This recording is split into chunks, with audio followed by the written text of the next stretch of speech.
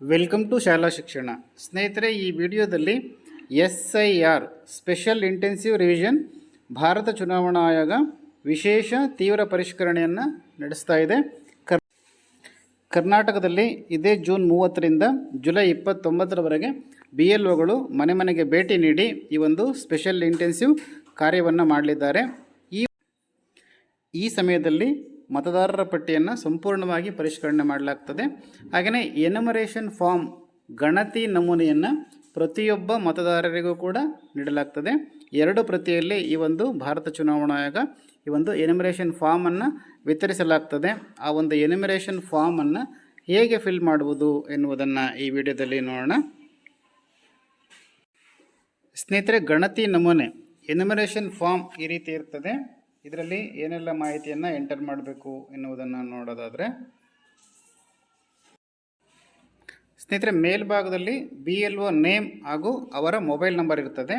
ಹಾಗೆಯೇ ಮೊದಲ ಭಾಗದಲ್ಲಿ ನಾವು ನೋಡ್ಬೋದು ಮತದಾರರ ಹೆಸರು ಪ್ರಿಂಟ್ ಆಗಿರ್ತದೆ, ಹಾಗೆಯೇ ಎಪಿಕ್ ನಂಬರ್ ಪ್ರಿಂಟ್ ಆಗಿರ್ತದೆ, ಹಾಗೆಯೇ ವಿಳಾಸ ಇರ್ತದೆ, ಜೊತೆಗೆ ಕ್ರಮ ಸಂಖ್ಯೆ, ಮತದಾರರ ಕ್ರಮ ಸಂಖ್ಯೆ ಇರ್ತದೆ, ಹಾಗೆಯೇ ಪಾರ್ಟ್ ನಂಬರ್ ಯಾವುದು, ಹಾಗೆಯೇ ವಿಳಾಸ ಯಾವುದು, ಅಸೆಂಬ್ಲಿ ಕಾನ್ಸ್ಟಿಟ್ಯೂನ್ಸಿ ಯಾವುದು, ಈ ರೀತಿ ಆ ಒಂದು ಮಾಹಿತಿ ಇರ್ತದೆ.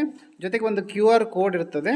ಪಕ್ಕದಲ್ಲಿ ಈಗಾಗಲೇ ಮತದಾರರ ಪಟ್ಟಿಯಲ್ಲಿ ಇರ್ತಕ್ಕಂತಹ ಭಾವಚಿತ್ರ ಇರ್ತದೆ. ಹಾಗೆಯೇ ಪಕ್ಕದಲ್ಲಿ ಒಂದು ಹೊಸ ಭಾವಚಿತ್ರವನ್ನು ಪೇಸ್ಟ್ ಮಾಡಲಿಕ್ಕೆ ಸ್ಪೇಸನ್ನು ಕೊಡಲಾಗಿರ್ತದೆ. ಈ QR ಕೋಡನ್ನು BLO ಅವರು ಸ್ಕ್ಯಾನ್ ಮಾಡಿ ಆಗ ಆ ಒಂದು ಮತದಾರರ ಮಾಹಿತಿಯನ್ನು ಪಡಿಬೋದು. ಸ್ನೇಹಿತರೆ, ಭಾಗ 2ರಲ್ಲಿ ನಾವು ನೋಡ್ಬೋದು, ಈ ಹಿಂದೆ 2002ರ ಮತದಾರರ ಪಟ್ಟಿಯಲ್ಲಿ ಅವರ ಹೆಸರು ಇರ್ತಕ್ಕಂಥವರು ಈ ಒಂದು ಮೊದಲನೇ ಆಯ್ಕೆಯಲ್ಲಿ ಈಗಾಗಲೇ ಮ್ಯಾಪಿಂಗ್ ಆಗಿರ್ತಕ್ಕಂಥವ್ರು ಎಲ್ಲರೂ ಕೂಡ ಈ ಒಂದು ಮೊದಲನೇ ಆಯ್ಕೆಯಲ್ಲಿ ನಾವು ಎಂಟರ್ ಮಾಡಬೇಕಾಗ್ತದೆ. ಹಾಗೆಯೇ ಪ್ರಾಜಿನಿ ಆಗಿರ್ತಕ್ಕಂಥವ್ರು 2ನೆಯ ಈ ಬಾಕ್ಸ್ ಇದೆಯಲ್ಲ ಅದನ್ನು ಫಿಲ್ ಮಾಡಬೇಕಾಗ್ತದೆ. ಇವೆರಡರಲ್ಲಿ ಒಂದನ್ನು ಫಿಲ್ ಮಾಡಿದರೆ ಸಾಕಾಗ್ತದೆ. ಈ ಮೊದಲನೆಯ ಈಗಾಗಲೇ ಮ್ಯಾಪಿಂಗ್ ಆಗಿರ್ತಕ್ಕಂಥವ್ರು ಅಂದರೆ 2002ರ ಮತದಾರರ ಪಟ್ಟಿಯಲ್ಲಿ ಇರ್ತಕ್ಕಂಥವ್ರು ಇಲ್ಲಿ ಏನೆಲ್ಲ ಫಿಲ್ ಮಾಡಬೇಕು ಅಂತೇಳಿ ನೋಡೋದಾದರೆ, ಮತದಾರರ ಹೆಸರು 2002ರ ಮತದಾರರ ಪಟ್ಟಿಯಲ್ಲಿರ್ತಕ್ಕಂತಹ ಅದೇ ಮತದಾರರ ಹೆಸರನ್ನು ಇಲ್ಲಿ ಬರೀಬೇಕು. ಹಾಗೆಯೇ ಅವರ ಒಂದು ಎಪಿಕ್ ನಂಬರನ್ನು ಹಾಗೆಯೇ ಎಪಿಕ್ ನಂಬರ್ ಲಭ್ಯವಿದ್ದಲ್ಲಿ ಆ ಒಂದು ಮತದಾರರ ಎಪಿಕ್ ನಂಬರನ್ನು ಎಂಟರ್ ಮಾಡಬೇಕು. ಹಾಗೆಯೇ ಸಂಬಂಧಿಯ ಹೆಸರನ್ನು, ಅವರ ತಂದೆ ಆ ರಿಲೇಷನ್ ಹೆಸರನ್ನು ಇಲ್ಲಿ ಬರೀಬೇಕು. ಹಾಗೆಯೇ ಸಂಬಂಧ, ಅವರ ಒಂದು ರಿಲೇಷನ್ ಏನಿದೆ ಅಂತೇಳಿ ಅದನ್ನು ಬರೀಬೇಕು.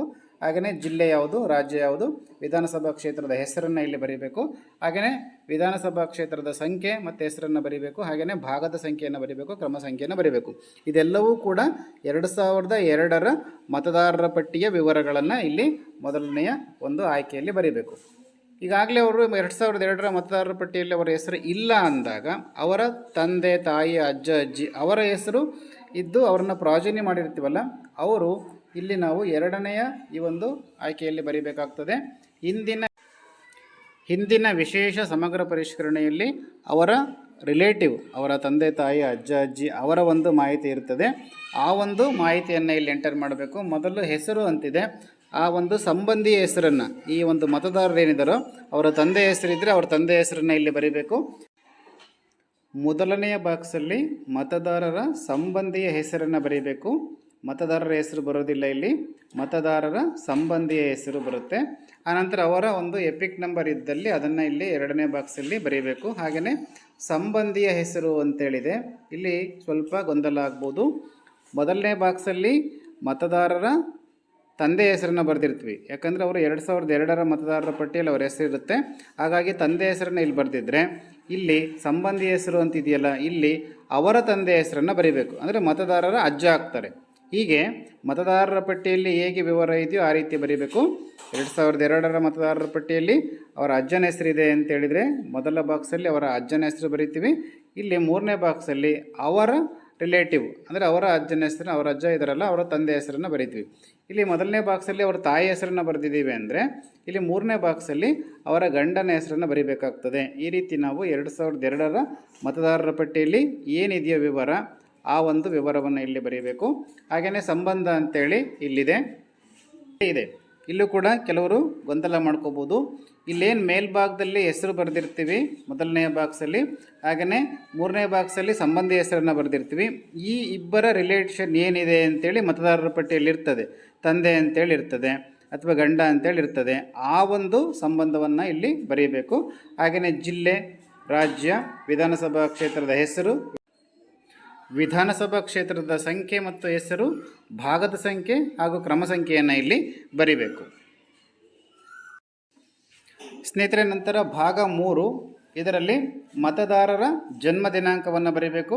ಎಲ್ಲ ಮತದಾರರು ಕೂಡ ಕಡ್ಡಾಯವಾಗಿ ಜನ್ಮ ದಿನಾಂಕವನ್ನು ಇಲ್ಲಿ ಬರೀಬೇಕು.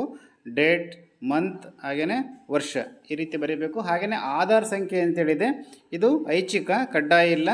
ಈ ಮತದಾರರ ಆಧಾರ್ ನಂಬರನ್ನು ಇಲ್ಲಿ 2ನೇ ಬಾಕ್ಸಲ್ಲಿ ಬರೀಬೇಕು.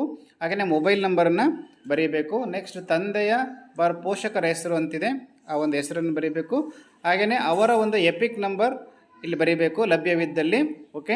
ನೆಕ್ಸ್ಟ್ ತಾಯಿ ಹೆಸರನ್ನು ಬರೀಬೇಕು ಕಡ್ಡಾಯವಾಗಿ, ತಂದೆ ಹೆಸರು, ತಾಯಿ ಹೆಸರು. ಓಕೆ. ನೆಕ್ಸ್ಟ್ ಅವರ ಒಂದು ಎಪಿಕ್ ನಂಬರು ಲಭ್ಯವಿದ್ದಲ್ಲಿ ಅದನ್ನು ಕೂಡ ಇಲ್ಲಿ ಬರೀಬೇಕು. ಹಾಗೆಯೇ ಸಂಗಾತಿ ಹೆಸರು ಅಂತೇಳಿ, ಸ್ಪೌಸ್ ನೇಮ್ ಅಂತೇಳಿ, ಮದುವೆ ಆಗಿರ್ತಕ್ಕಂತಹ ಮಹಿಳೆಗೆ ಅವರ ಗಂಡನ ಹೆಸರನ್ನು ಇಲ್ಲಿ ಸ್ಪೌಸ್ ಅಂತೇಳಿ ಅವರ ಒಂದು ಹೆಸರನ್ನು ಬರೀಬೇಕು. ಹಾಗೆಯೇ ಅವರ ಒಂದು ಎಪಿಕ್ ನಂಬರನ್ನ ಇಲ್ಲಿ ಎಂಟರ್ ಮಾಡಬೇಕು. ಸಂಗಾತಿ ಹೆಸರು ಅಂತೇಳಿ ಇದೆ, ಇಲ್ಲಿ ವಿವಾಹ ಆಗಿರ್ತಕ್ಕಂಥ ಮಹಿಳೆಯರು ತಮ್ಮ ಪತಿಯ ಹೆಸರನ್ನು ಇಲ್ಲಿ ಬರೀಬೇಕು. ಹಾಗೆಯೇ ಅವರ ಎಪಿಕ್ ನಂಬರನ್ನ ಇಲ್ಲಿ ಬರೀಬೇಕು. ಇದಿಷ್ಟು ಕೂಡ 3ನೇ ಭಾಗದಲ್ಲಿ ಬರೀಬೇಕು. ಎಲ್ಲ ಮತದಾರರಿಗೂ ಕೂಡ ಈ ಒಂದು ಮಾಹಿತಿಯನ್ನು ಬರೀಬೇಕು. ಸ್ನೇಹಿತರೆ, ಇದು ಕೊನೆಯ ಭಾಗ, ಘೋಷಣೆ ಇದೆ, ನೋಡಬೇಕು, ಪ್ರತಿಯೊಂದು ಮಾಹಿತಿಯನ್ನು ಓದ್ಕೋಬೇಕು.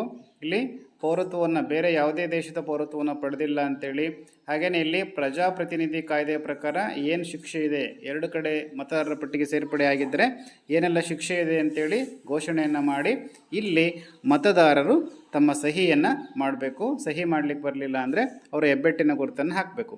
ಇಲ್ಲಿ ಕುಟುಂಬದ ಸದಸ್ಯರು ತಮ್ಮ ಕುಟುಂಬದವರು ಯಾರಾದರೂ ಮತದಾರರು ಬೇರೆ ಕಡೆ ಹೋಗಿದ್ದಲ್ಲಿ ಆ ಸದಸ್ಯರ ಪರವಾಗಿ ಅದೇ ಕುಟುಂಬದ ವ್ಯಕ್ತಿ ಸಹಿಯನ್ನು ಮಾಡ್ಬೋದು. ಆದರೆ ಬೇರೆ ಕುಟುಂಬದ ಮತದಾರರಿಗೆ ಬೇರೆ ಯಾರೂ ಕೂಡ ಸಹಿಯನ್ನು ಮಾಡಲಿಕ್ಕೆ ಅವಕಾಶ ಇಲ್ಲ. ಅದೇ ಫ್ಯಾಮಿಲಿ ಮೆಂಬರ್ಸು ಒಂದು ಸಹಿಯನ್ನು ಮಾಡಿ ಅಲ್ಲಿ ಆ ರಿಲೇಷನ್ ಟೈಪನ್ನು ಅಲ್ಲಿ ಬರೀಬೇಕು. ಸಂಬಂಧವನ್ನು ಉಲ್ಲೇಖಿಸಿ ಅಂತೇಳಿದೆ, ಅಲ್ಲಿ ಗುರ್ತು ಮಾಡಬೇಕು. ಓಕೆ. ನೆಕ್ಸ್ಟ್ ಇಲ್ಲಿ ಕೆಳಭಾಗದಲ್ಲಿ BLO ಅವರು ಅದನ್ನು BLO ಸಹಿಯನ್ನು ಮಾಡಿ ಇದನ್ನು ಡಿಜಿಟೈಸ್ ಮಾಡ್ತಾರೆ. ಇದರ ಒಂದು ಪ್ರತಿಯನ್ನು BLO ಅವರು ಪಡಿತಾರೆ, ಮತ್ತೊಂದು ಪ್ರತಿಯನ್ನು ಮತದಾರರ ಬಳಿ ಇರುತ್ತೆ. ಓಕೆ ಸ್ನೇಹಿತರೆ, ಇನ್ನೂ ಹೆಚ್ಚಿನ ಮಾಹಿತಿಯನ್ನು ಮುಂದಿನ ವಿಡಿಯೋಗಳಲ್ಲಿ ನೋಡೋಣ. Thank you.